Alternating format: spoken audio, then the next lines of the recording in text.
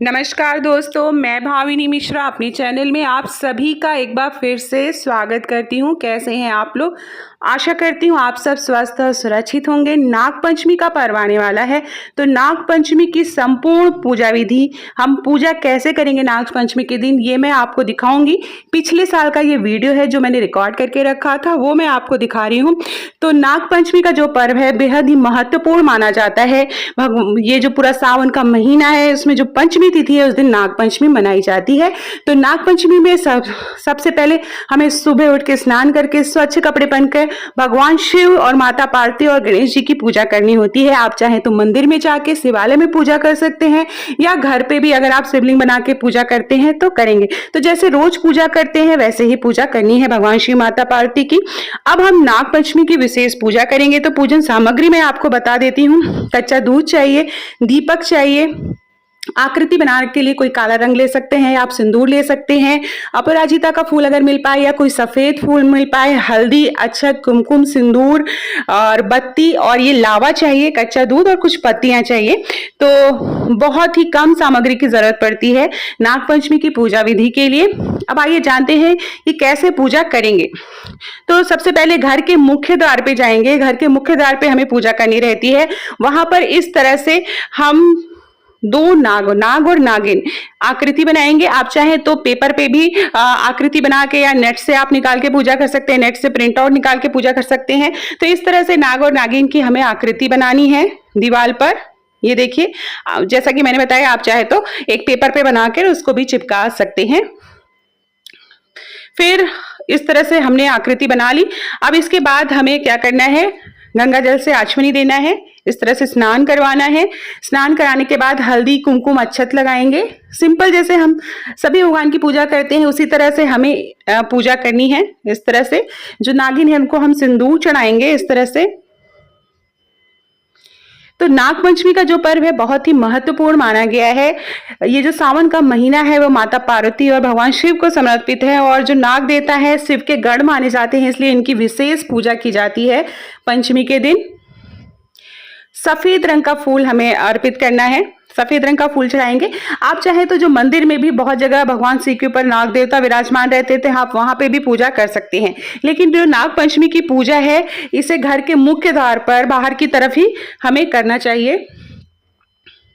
अपराजिता के फूल हमारे यहाँ थे तो हमने चढ़ा दिया। आप कोई भी फूल चढ़ा सकते हैं, सफेद रंग का फूल अगर मिल पाए तो बहुत ही अच्छा है। माला चढ़ाएंगे। तो जो भोग की बात करें तो भोग में आप कोई मिठाई चढ़ा सकते हैं, मीठी मिठाई। आप चाहे तो खोए की मिठाई या दूध की मिठाई आप चढ़ा सकते हैं। एक पत्ती पे कच्चा दूध और लावा चढ़ाया जाता है, हमारे यहाँ इसी तरह से पूजा की जाती है। तो एक कोई पत्ता ले लेंगे और पत्ते में कच्चा दूध और लावा इस तरह से हम नाग और नागिन को चढ़ाएंगे। ये देखिए इस तरह से। फिर धूप बत्ती दिखाएंगे। तो बहुत ही सरल पूजा विधि है, कुछ भी अलग से करने की जरूरत नहीं होती है।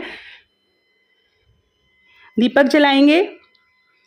और अगर आपको नाग देवता की आरती आती है तो वो आप कर सकते हैं। भगवान गणेश, माता पार्वती और शिव भगवान की आप आरती पढ़ सकते हैं। नाग पंचमी की कथा अब मैं चैनल पे डाल दूंगी, आप वहां से देख सकते हैं। तो नाग पंचमी की व्रत कथा इस आरती के पहले आप जरूर सुने, तो बहुत ही शुभ माना जाता है। अगर आप व्रत रहते हैं, नहीं रहते हैं, तो भी नाग पंचमी की जो व्रत कथा है उसे जरूर सुनना चाहिए। नाग पंचमी की जो कहानी है वो हमें आज के दिन, नाग पंचमी के दिन जरूर सुननी चाहिए। उसके बाद कुछ पत्ते हम इस तरह से लेंगे और सभी में कच्चा गाय का दूध होना चाहिए।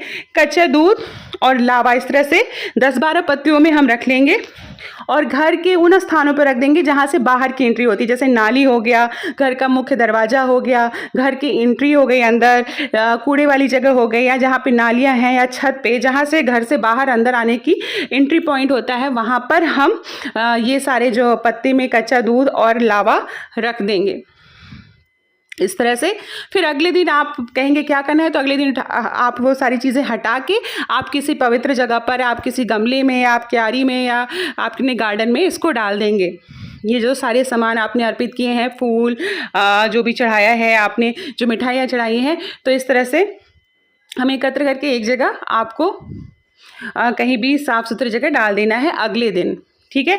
तो इस तरह से हम नाग पंचमी की पूजा करेंगे। बहुत ही सरल पूजा है और ये नाग पंचमी की पूजा करने से जो काल सर्प दोष है उससे मुक्ति मिलती है और जो ऐसा माना जाता है कि नाग देवता हमें नुकसान नहीं पहुंचाते हैं। सावन का महीना है, सारे जो नाग और नागिन देवता हैं, देवतागण हैं, वो ज़मीन से बाहर आ जाते हैं पानी की वजह से। तो ये पूजा करना विशेष महत्व माना गया है इस पूजा। तो ये थी नाग पंचमी की संपूर्ण पूजा विधि।